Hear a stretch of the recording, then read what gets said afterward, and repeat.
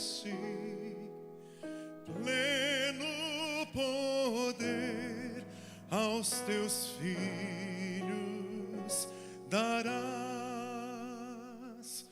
Nunca mudaste, tu nunca faltaste, tal como eras tu, sempre serás. Vamos cantar, igreja?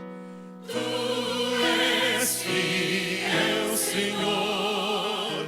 Tu és fiel, Senhor. Dia após dia, com bênção sem fim. Tua mercê me sustenta e me guarda. Tu és fiel, Senhor, fiel a mim.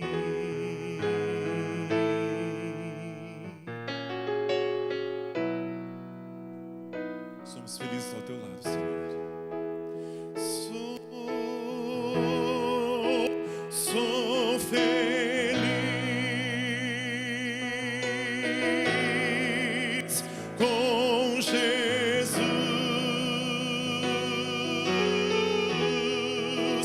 Sou feliz com Jesus, meu Senhor.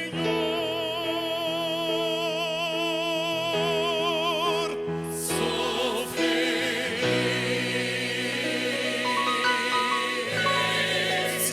com Jesus.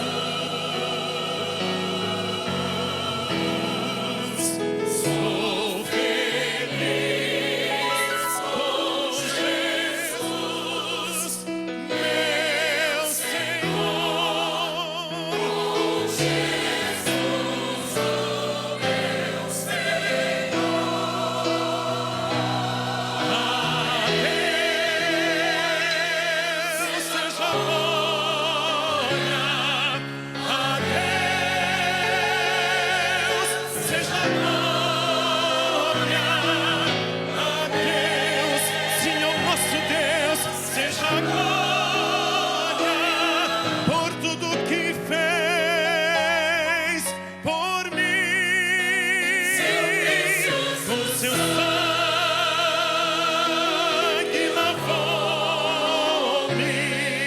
seu poder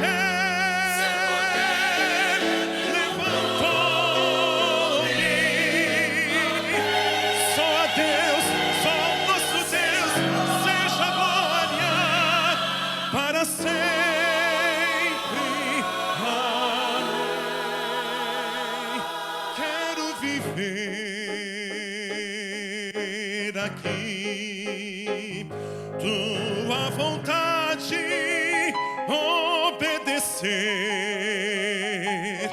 e se o aplauso eu receber no Calvário, irei me gloriar. Com seu sangue lavou-me, seu poder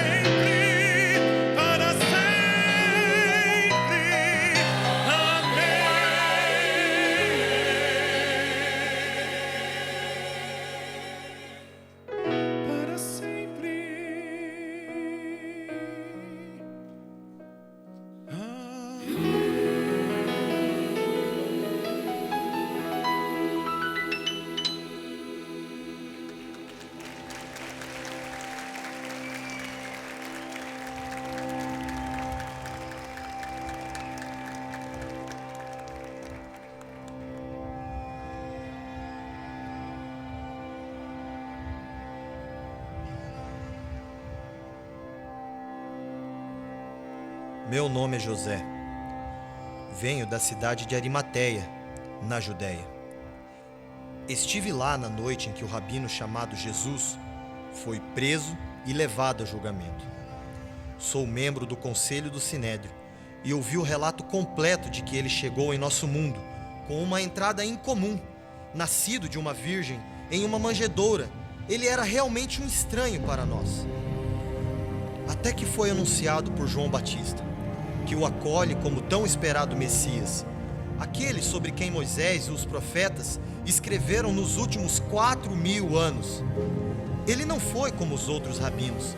Ele fez homens aleijados andarem, ele fez cegos enxergarem, ele fez crianças surdas ouvirem, ele fez leprosos ficarem limpos novamente, ele alimentou milhares de pessoas em uma montanha com apenas 5 pães e 2 peixinhos. Eu não entendo isso. Mas agora eu ouvi o relato completo deste homem chamado Jesus. Ele tem ensinado em nossos templos. Ele jantou com vagabundos e pecadores. Uma mulher lavou seus pés com suas lágrimas e ele teve a audácia de perdoá-la. Seus atos são tão excepcionais quanto suas palavras. Quando nosso amigo Lázaro morreu, ele lhe disse para sair. Eu mesmo vi-o ressuscitar. Eu o vi vivo. Qual a acusação contra este homem? Ele curou no sábado? Que escritura sagrada! Que leis ele violou? Onde estão as evidências? Devemos crucificar um homem sem culpa? Então, eu discordei da decisão, assim como meu amigo Nicodemos. Mas o Sinédrio condenou. Meu nome é José de Arimateia, e nada disso parece certo para mim.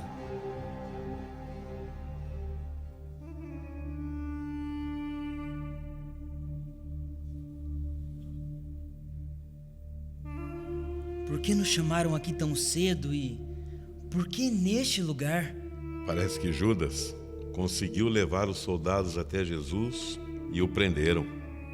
Não pode ser. Nenhum julgamento pode ser feito fora do tribunal designado pelo Sinédrio. Isso é ilegal e é totalmente cruel. Fiquei sabendo que conseguiram 2 testemunhas. Não aguento mais essas histórias. Agora dizem que ele chamou um homem de volta dos mortos em Betânia. Certamente ele está construindo uma reputação para si mesmo. Mas eu o vi muitas vezes, e ele não está interessado em construir uma reputação. Eu aconselho você a pensar antes de falar, José. Este não é o primeiro homem a fazer tumulto. Vocês não se lembram de toda a confusão que foi causada por aquele homem chamado João? Aquele que eles chamam de batizador? É claro que nos lembramos. Também nos lembramos de como o rei Herodes cuidou deste problema para nós. Agora, essa história desse Galileu é certamente o nosso problema. Sempre existe alguém que pensa que sabe mais sobre Deus do que nós. Mas talvez haja alguém que saiba. O profeta Isaías nos conta sobre alguém que viria e traria boas novas aos aflitos, curaria os corações partidos e proclamaria o ano favorável de nosso Senhor. José, não acho que seja sábio você citar as Escrituras para mim. Não precisamos de uma lição dos profetas. O que precisamos é seguir com nosso plano para acabar com esse Nazareno. Conseguiram as testemunhas? Mas e se ele realmente for o Messias? José, mais uma vez vou avisá-lo. Guarde sua opinião para si mesmo. Você está começando a pisar em terreno mortal. Talvez devêssemos ignorar esse Jesus e ele irá embora sozinho. Seus milagres o tornam impossível de ignorar. E toda vez que tentamos desacreditá-lo em uma discussão, devo admitir que ele nos faz parecer tolos. Não que você torne isso muito difícil para ele. Vamos acabar logo com isso. Tragam as testemunhas.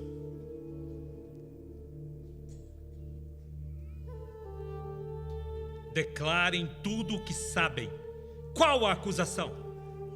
Esse homem disse: eu posso derrubar o templo de Deus e em 3 dias edificarei o outro.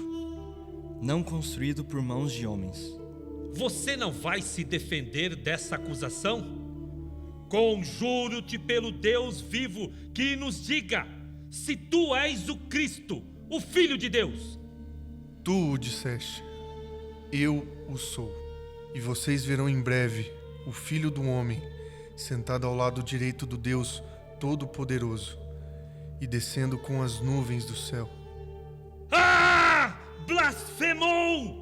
Não precisamos mais de testemunhas! Não precisamos mais. Não há necessidade. Vocês ouviram esta blasfêmia contra Deus? Então, o que vocês resolvem? Morte! É réu de morte! É morte! Morte! Com certeza é morte! Adivinha quem está te batendo? Adivinha? Quem é o profeta agora?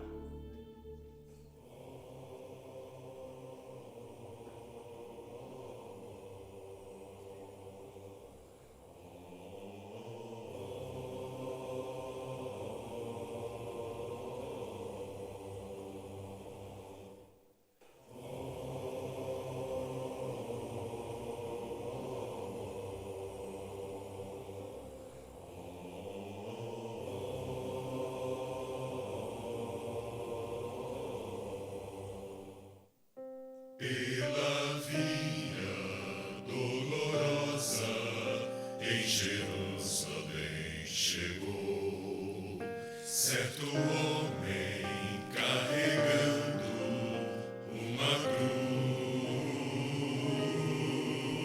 Multidões queriam ver o homem condenado a morrer.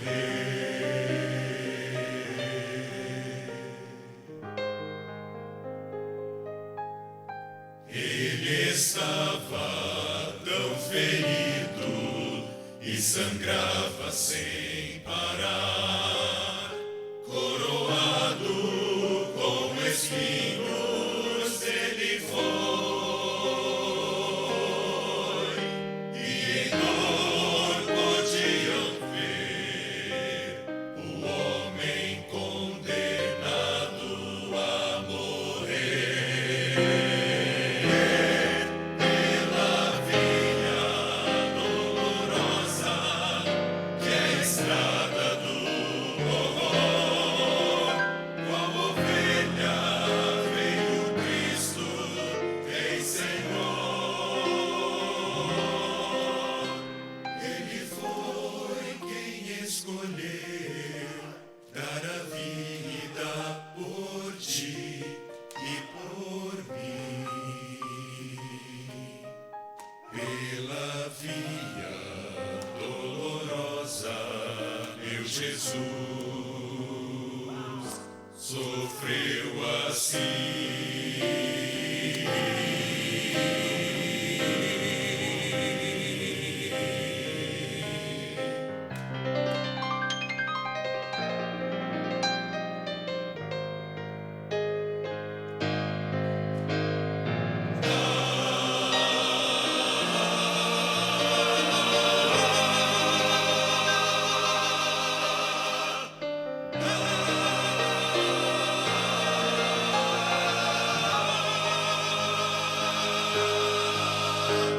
Jesus se entregou, mostrou seu amor, morreu numa cruz em Jerusalém.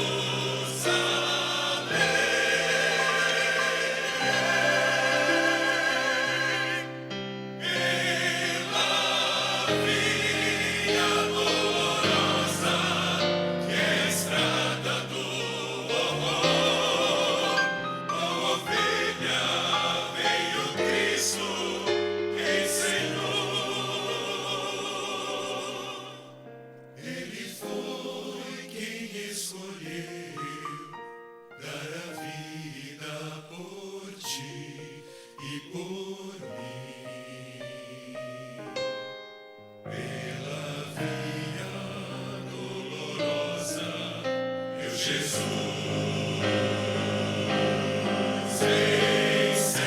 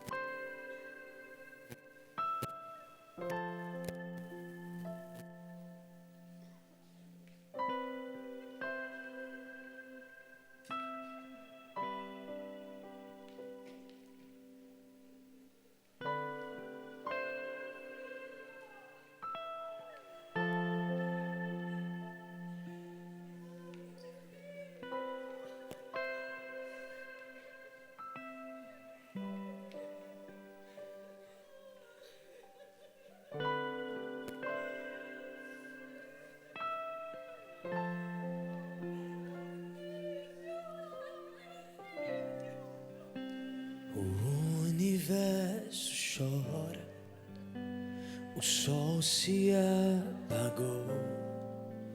Ali estava morto o Salvador.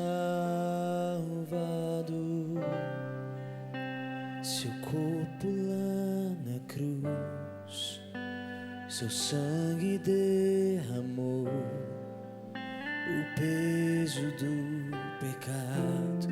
Ele levou.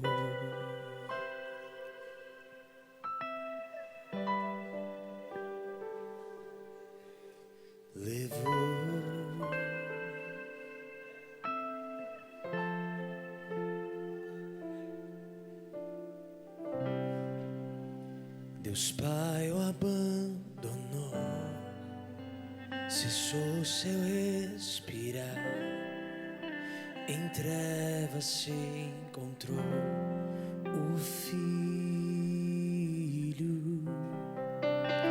A guerra começou, a morte confrontou todo o poder das trevas. Ele enfrentou.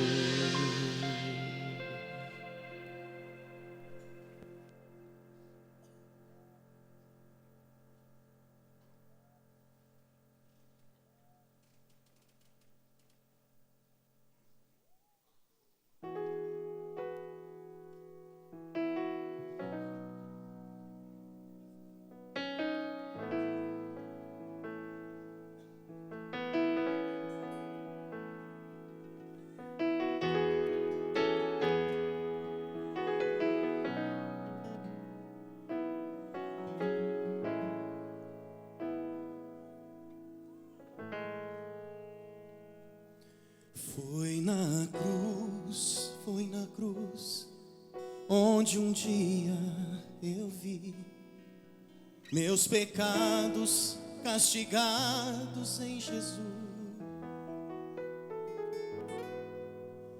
Foi ali, pela fé, que meus olhos abriram, e agora me alegro em sua luz. Vamos todos juntos em pé cantar. Foi na cruz, foi na cruz. onde um dia eu vi meus pecados castigados em Jesus. Foi ali pela fé que meus olhos abri e agora me alegro em sua luz. Nos fez mais alvos, alvo mais que a neve,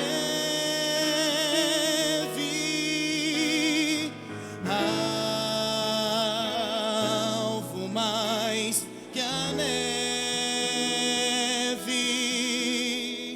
Sim, neste sangue lavado,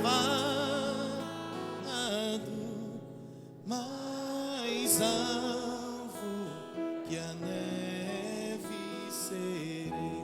Mais uma vez, cante.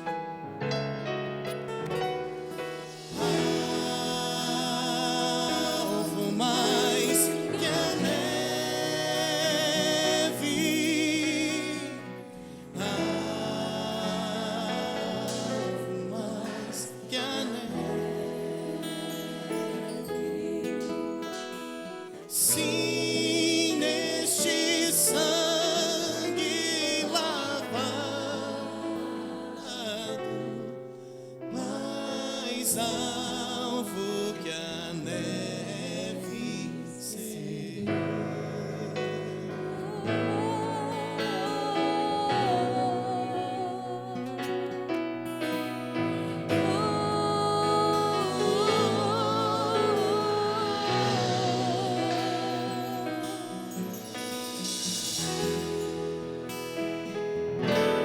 Então minha alma canta a ti, Senhor. Grandioso és tu, grandioso és tu. Então minha alma canta a ti, Senhor. Senhor Jesus, grandioso és tu,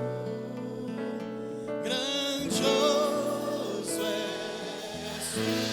Mais uma vez declare. Então minha alma canta a ti, Senhor. Oh, a ti, Senhor. Grandioso és tu, grandioso és tu.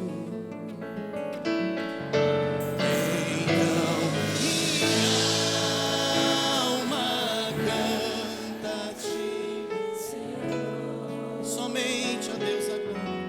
Grandioso és tu, grandioso és tu, grandioso és tu, grandioso és tu, grandioso és tu, grandioso és tu.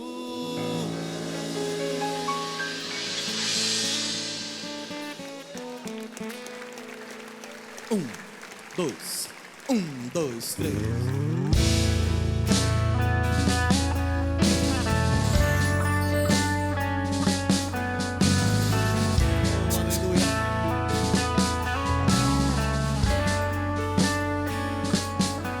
Teu sangue leva-me além, a todas as alturas, onde ouço a tua voz, fala de tua justiça pela minha vida. Jesus, este é o teu sangue.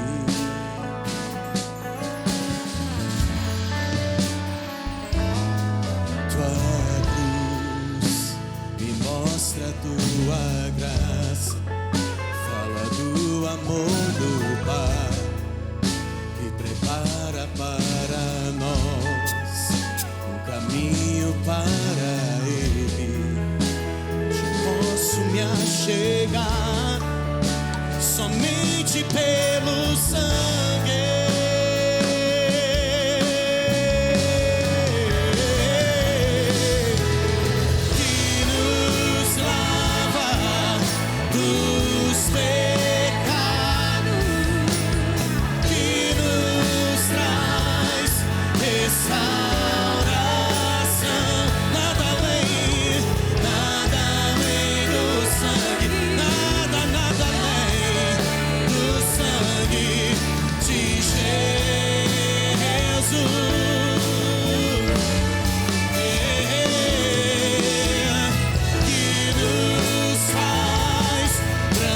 brancos como a neve, aceitos como amigos de Deus.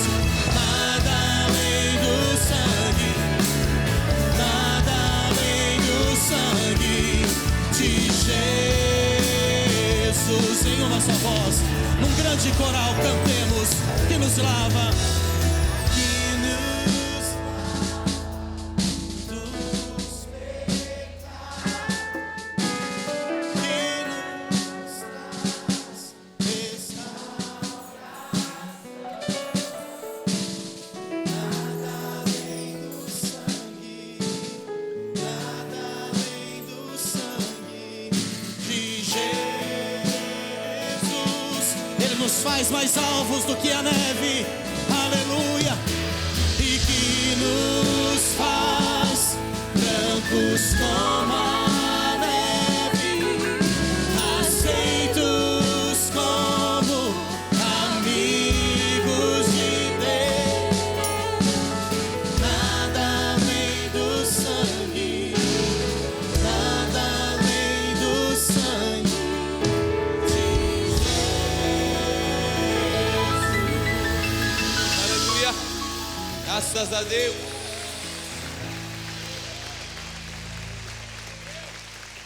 Ainda em pé, comissão. Não precisa abrir a sua Bíblia. Isaías 53, versículo 4 diz: certamente Ele tomou sobre si as nossas enfermidades e as nossas dores levou sobre si. E nós o considerávamos como aflito, ferido de Deus e oprimido. Mas Ele foi traspassado por causa das nossas transgressões e esmagado por causa das nossas iniquidades. O castigo que nos traz a paz estava sobre Ele, e pelas suas feridas fomos sarados. Você pode se assentar. Que noite maravilhosa, mas é uma noite de profunda reflexão. Eu quero levar você, o meu e o seu coração a pensarmos nessas duas realidades: a realidade da crucificação e a realidade do sepultamento. Estamos vivenciando os passos de Jesus.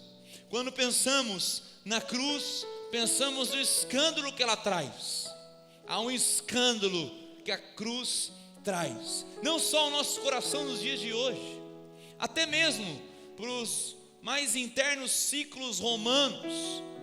A mera menção da palavra cruz já trazia arrepios, trazia um incômodo, porque ao mencionar a palavra cruz, as pessoas lembravam dos crucificados, lembravam da agonia das pessoas que eram levantadas no madeiro, pessoas que eram deixadas por horas agonizando até a sua morte.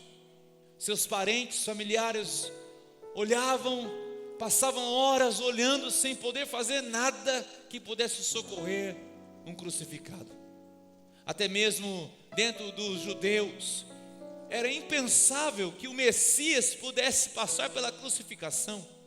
O Messias crucificado não era a realidade do que um judeu aguardava. Eles aguardavam um Messias, rei, soberano, Senhor, que pudesse pôr ordem ao caos, principalmente do momento, contexto histórico, político, social e econômico que eles viviam. A cruz traz o escândalo, não só para nós nos dias de hoje, como eu disse, também para aquelas pessoas daquela época. Lembrando aqui o que Cícero, o orador romano, falava sobre a crucificação. Ele falava que a crucificação era a sentença mais cruel e tenebrosa já vista. Flávio Joséfo, historiador judaico romano, também disse sobre a crucificação, falando que era das mais lamentáveis mortes que o coração do ser humano pudesse elaborar. O que falar de Orígenes, um patriarca da igreja, dizia que a cruz era a mais vergonhosa forma de morrer. O que pensar que o nosso Senhor e Salvador enfrentou esse tipo de vergonha por mim e por você? O que pensar que a missão que estava por trás da vida de Jesus, na verdade, era sua morte e morte de cruz? O que pensar sobre a palavra cruz? O escândalo que está sobre ela. era um marco de morte. Na verdade, os romanos não inventaram a crucificação, eles se apropriaram dela. Mas se apropriaram de tal forma, de tal intensidade, que era pena capital contra os rebeldes escravos fugitivos daquela época. Era reservada para os piores homens, para os malfeitores. Na verdade, há um registro histórico que 100 anos antes de Cristo, o Império Romano crucificou mais de 6.000 homens que foram pegos em plena rebelião. Pela Via Ápia, eles foram crucificados de quilômetro em quilômetro. Durante aqueles 300 quilômetros, as pessoas viajando, indo e vindo, viam aqueles homens pendurados por dias, apodrecendo.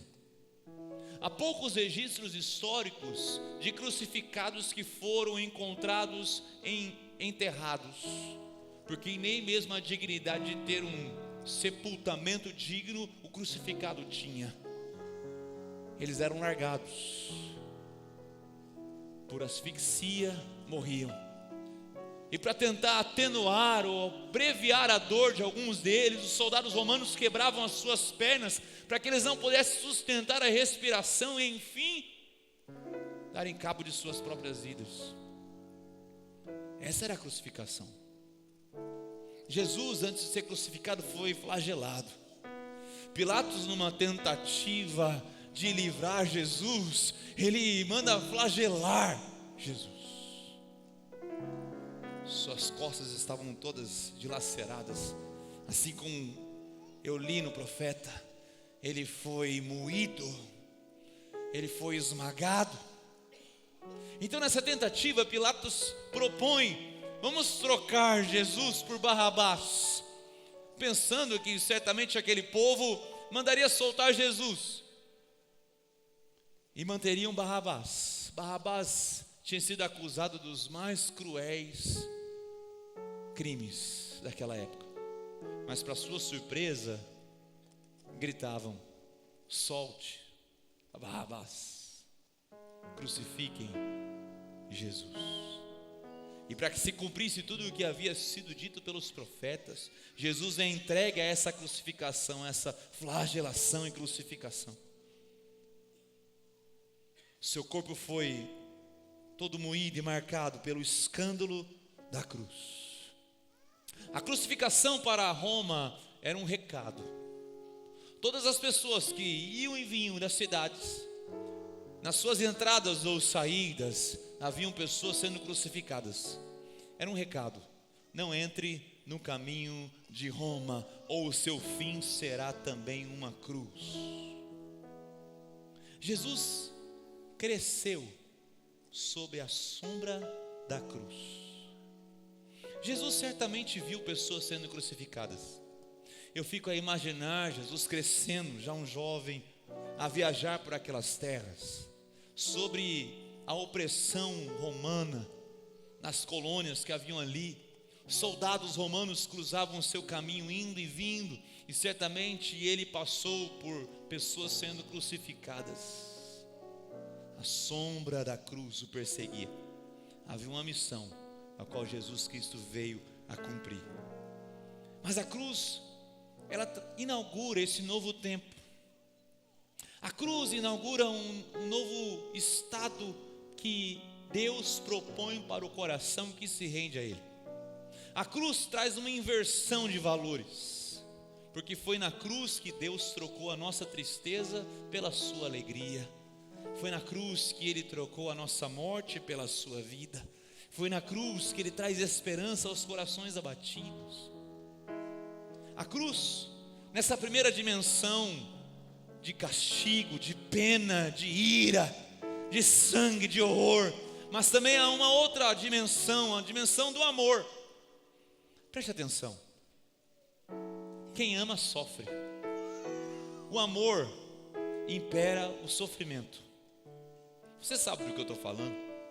E eu não estou falando só desse amor romântico de ter tido a separação de alguém que você ama na sua adolescência, assim por diante. Não estou falando só desse amor.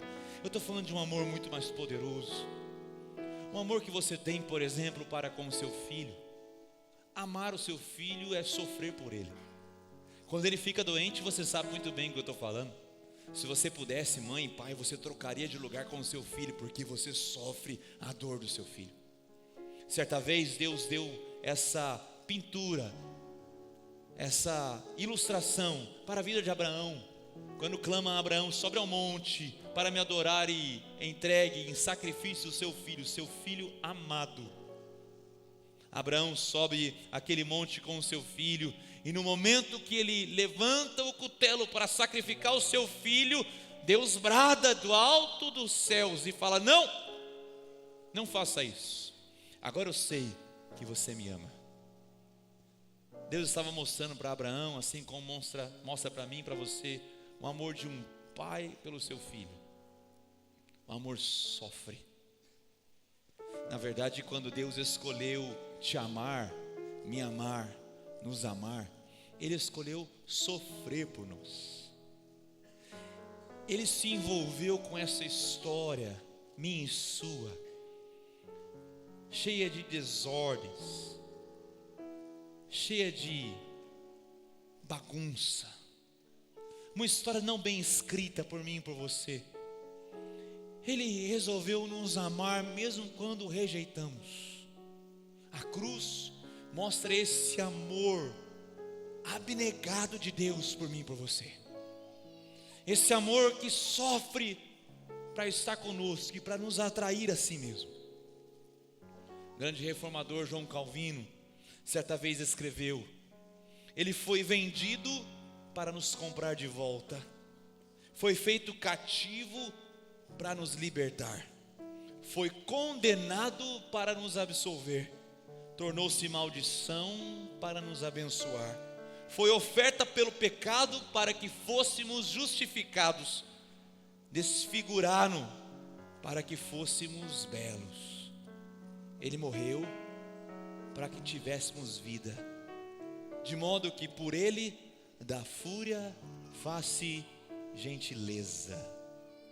Da fúria faça gentileza. Que amor é esse que nos faz olhar para a cruz e ver esses dois elementos? A fúria do nosso pecado sobre a vida dele, mas ao mesmo tempo um Deus gentil que nos abraça, que nos chama para perto e nos dá o poder de sermos feitos filhos e filhas de Deus. Que amor é esse que foi pendurado no madeiro em maldição por mim e por você? Que amor é esse que o sustentou no madeiro até a sua morte? Um Deus que tem todo o poder em suas mãos, que poderia ter eliminado todos os seus inimigos com o som da sua voz. Que amor é esse que o fez permanecer naquela cruz por mim e por você? Que amor maravilhoso que é esse. Eu e você ainda não entendemos o que é amor. Se não entendemos a cruz, nós não entendemos o que é amor. E existem muitas pessoas no nosso mundo que estão procurando entender o amor e não vão conseguir entender enquanto não se renderem ao Deus da cruz, ao Jesus que se entregou na cruz, que suportou a dor, simplesmente porque nos ama. Não há motivos aparentes para Ele nos amar. Não há motivos. Quem somos? O que fizemos de tão importante assim para que Deus voltasse o seu rosto para mim e para você? Há alguém aqui extraordinário demais pelo qual Deus merecesse morrer para te conquistar? Há alguém aqui com qualidades sobrenaturais extraordinárias, do qual Deus pudesse olhar dos céus e falar assim: eu vou resgatar você? Não. Todos somos pecadores, pessoas falhas, finitas, pequenas, medíocres, egoístas, mas Deus escolheu suportar tamanha dor para nos trazer para perto. É lindo porque não só a cruz nos ensina nessa noite, mas também o túmulo, o sepultamento. Você viu aqui encenado a história de José de Arimateia e Nicodemos, ambos membros do Sinédrio, fariseus, sabedores da lei, mas ambos intrigados com Jesus. João capítulo 3 fala dessa história quando Nicodemos, na calada da noite, vai procurar ter um tempo uma audiência com Jesus.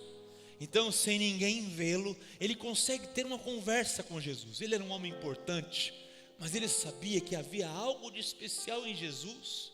Ele precisava conhecê-lo. E nessa história, Jesus começa a dizer: Nicodemos, é necessário você nascer de novo. Então ele faz a pergunta: mas como que eu vou voltar para o ventre da minha mãe? Parece que o túmulo de José de Arimateia, da qual José de Arimateia e Nicodemos sepultaram Jesus, parece ser um ventre do qual Deus faz gestar a vida. Parece que Deus está preparando o parto da vida para a humanidade. Parece que Deus vem encapsulando dentro daquele túmulo todo o seu amor, seu poder e sua glória. Como pode um túmulo suportar tamanha glória de Deus? Como pôde o túmulo de José de Arimateia? E hoje eu quero pensar no meu túmulo, no seu túmulo, no nosso túmulo. Um túmulo. Na verdade, Jesus, ele não habitou só no túmulo. Ele escolheu habitar entre nós. Primeiro, ele habitou no ventre de Maria. A agraciada Maria recebeu o Filho de Deus em seu ventre. E Jesus, por aqueles meses de gestação, habitou no ventre daquela jovem chamada Maria. Porque a encarnação nos mostra que ele veio enfrentar as dores do nosso coração. Então nunca diga que Deus não conhece a sua dor. Ele escolheu viver a nossa dor. Ele escolheu andar conosco. Ele escolheu habitar no ventre de Maria. As dores comuns de todo ser humano também foram dores comuns do nosso Senhor Jesus. Não só o ventre de Maria, mas Jesus também habitou uma manjedoura.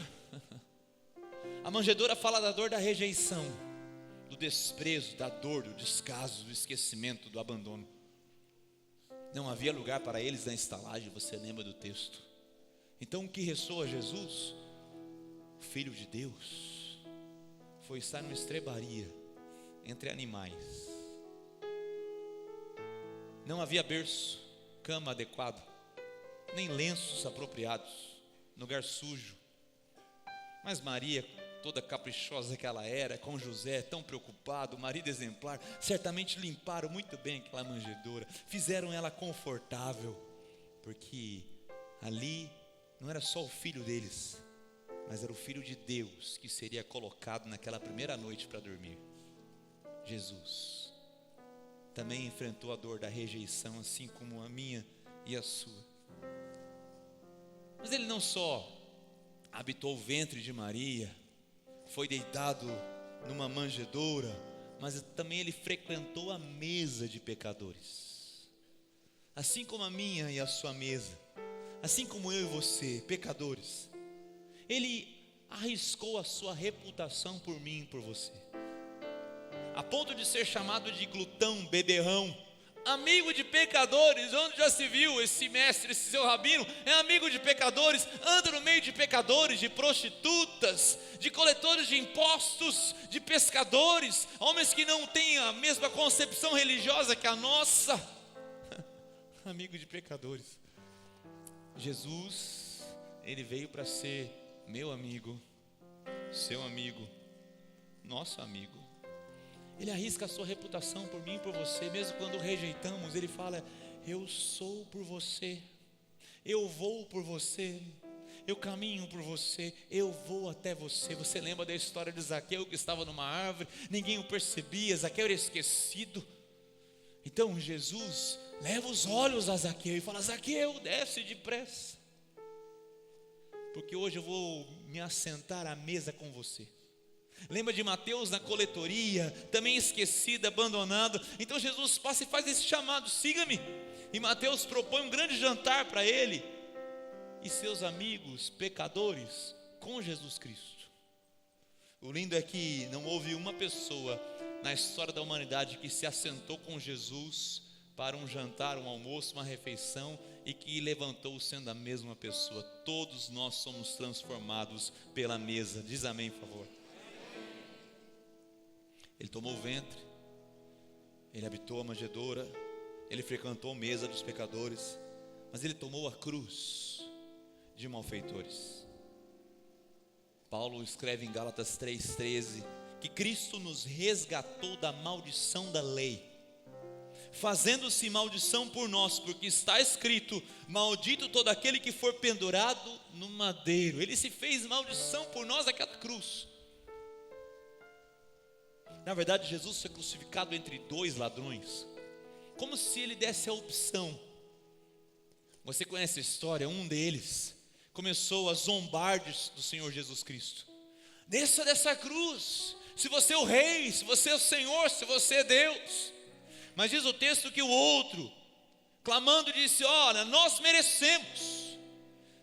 Ele entendeu o arrependimento, ele falou: nós merecemos, mas ele nada o fez, ele é inocente. Ele está aqui não por uma penalidade, ele está aqui por amor.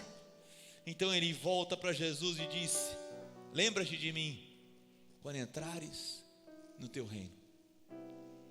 E Jesus, ainda nos seus últimos instantes de vida, ele salva aquele homem e diz: hoje mesmo, não é amanhã, hoje mesmo estarás comigo no paraíso. Ele tomou a cruz dos malfeitores. Na verdade, essa história, ela é contada em todas as escrituras. Essa escolha que temos. O autor, no livro de Deuteronômio, ele fala: eis que tenho posto diante de ti a bênção e a maldição, a vida e a morte. Escolhei, pois, a vida. O que você e eu temos escolhido? Qual escolha temos feito? Jesus, ele abraça uma missão, por mais difícil que seja, ele abraça a cruz. Ele tinha uma missão a ser feita. Numa das falas dele na cruz, ele diz e clama e lamenta, porque Deus Pai o abandonou. Ele abraça o abandono por causa do meu e do seu pecado, para que fôssemos feitos filhos e filhas de Deus. É por causa da sua cruz que nós somos feitos filhos de Deus. Muitos se perguntam o que levou Jesus a ser crucificado. Foram os romanos? Foram os judeus? Não, foram os nossos pecados. A nossa iniquidade levou Jesus para aquela cruz. Cada cravo que perfurou suas mãos, cada flagelo no seu corpo, a coroa de espinhos, foram os nossos pecados os responsáveis. A nossa dor foi a dor dele, para que a vida dele fosse a nossa vida. Stênio Márcios, um compositor, cantor cristão, numa música que eu amo, chama Alguém Como Eu.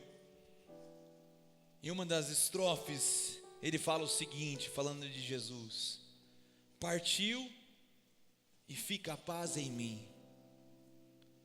fica a sala com cheiro de jasmim, vai verter a vida do corpo seu, para levar a culpa de alguém como eu, para levar o sujo do meu próprio eu, levar-me puro a Deus.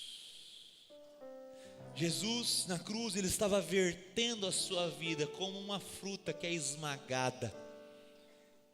Assim como é feito o azeite, assim como é feito o vinho, esmaga-se para que venha a verter. Então Jesus foi esmagado naquela cruz para que a sua vida fosse derramada sobre a nossa história. É por isso que o sangue de Jesus Cristo verteu, e a nova aliança no sangue dele. Ele habita não somente o ventre de Maria, ele repousa sobre uma manjedoura, ele frequenta a mesa de pecadores, ele abraçou a sua missão na cruz, mas ele também agora é o Deus dentro de um túmulo. Conta essa história que José de Arimateia tinha ali, próximo do monte do Calvário, um túmulo escavado na rocha, um túmulo ainda nunca usado. Certamente ele estava preparando por uma ocasião especial da sua própria vida, ou alguém da sua família. Então ele rapidamente com Nicodemos, porque a hora era avançada, e depois que o sol se põe na sexta-feira, o judeu não poderia trabalhar. Então ele e Nicodemos levam especiarias e apressadamente preparam o corpo de Jesus para o sepultamento. É ali, no túmulo de José de Arimateia, que Jesus é colocado. Eu posso falar que é o Deus do túmulo de José de Arimateia, mas eu também posso falar que é o Deus no meu túmulo. É o Deus no nosso túmulo. É lindo porque Deus mais uma vez se faz presente na nossa história. Preste atenção aqui. Deus se faz presente na mais escura das experiências do ser humano, a morte. Um inimigo que ninguém conseguiu derrotar.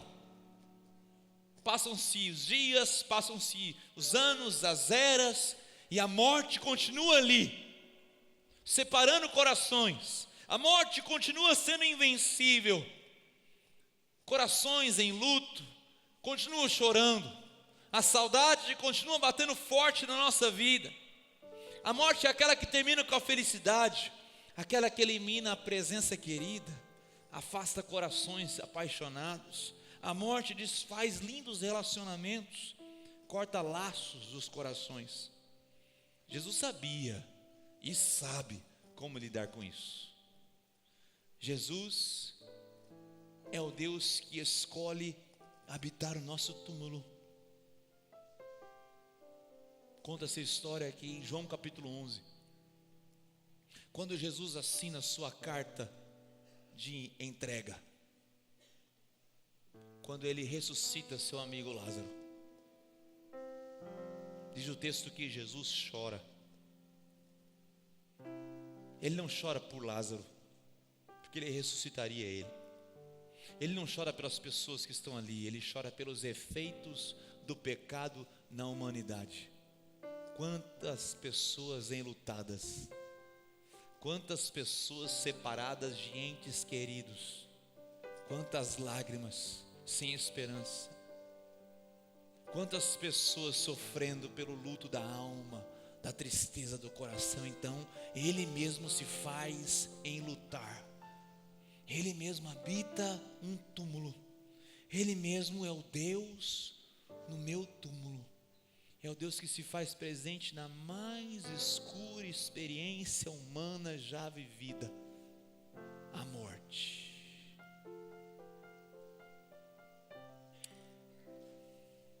Ele é o Deus de túmulos. Feche seus olhos. Deus, obrigado porque o Senhor escolheu habitar entre nós. Não somente nos palácios, rodeado de pessoas, de sorrisos e alegrias, mas escolheu habitar no túmulo da nossa existência. Como pode um túmulo escuro, gélido, úmido, sujo, como pode um túmulo conter a glória de Deus? Só há uma resposta para isso: porque o Senhor nos amou de tal maneira que deu seu Filho unigênito por amor a nós.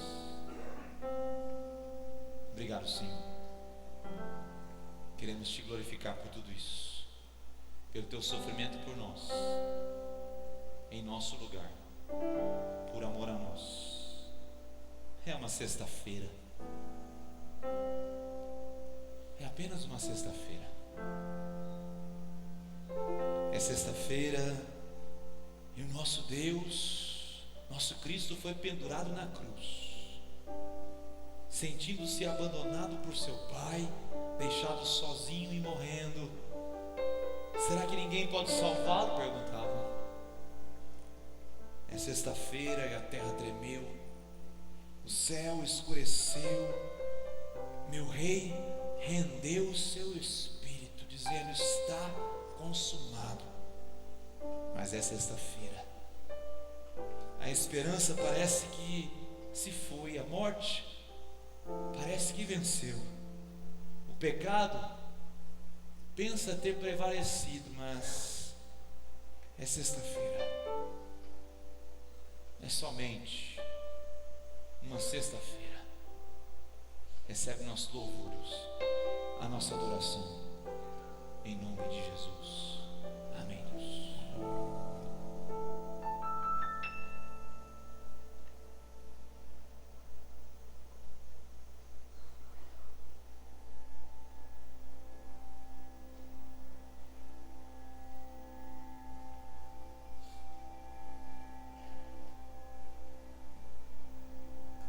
Depois que ele morreu, tiramos o seu corpo e o enrolamos em lençóis. Eu mesmo, Nicodemos e algumas mulheres. Recusei-me a enterrá-lo como um criminoso. Ele não tinha um túmulo. Então, eu ofereci o meu.